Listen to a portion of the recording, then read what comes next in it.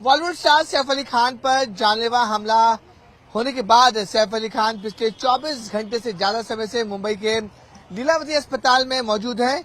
और जो लीलावती डॉक्टर सूत्रों से पता चल रहा है कि सैफ अली खान की बॉडी से जो 2.5 इंच का चाकू का जो हिस्सा निकला था वो काफी ज्यादा खतरनाक हो सकता था। अगर वो चाकू सिर्फ और सिर्फ 1 मिलीमीटर और अंदर जाता तो सैफ अली खान के जो स्पाइनल कॉर्ड होते हैं, हड्डियां होती हैं, उसमें हिट हो सकता था और स्पाइनल फ्लूइड निकलने का खतरा था।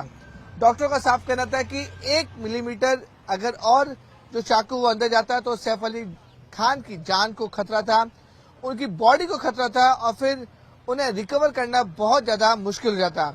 शुक्र है कि चाकू जो है वो ज्यादा अंदर तक नहीं गया और सिर्फ 1 मिलीमीटर की वजह से सैफ अली खान की जान बच गई। आपको बताना चाहेंगे कि 16 जनवरी की रात तकरीबन 2 से 2:30 के बीच में एक अनजान शख्स चोरी के इरादे से सैफ अली खान के घर के अंदर चला जाता है।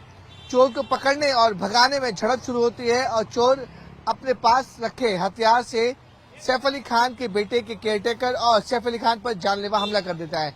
इस पूरे मामले में सैफ अली खान को 6 बार चाकू से हमला किया जाता है, जिसमें सैफ अली खान की हाथों में चोट लगती है, गले में चोट लगती है और पीठ के पीछे चोट लगती है। 2 वार काफी ज्यादा घातक थे, जो बताया जा रहा है काफी ज्यादा डीप थे। गले में जो वार किया गया था गले के पास वो भी काफी ज्यादा डीप था और जो पीठ में जो चाकू से वार किया गया था वो भी काफी ज्यादा डीप था।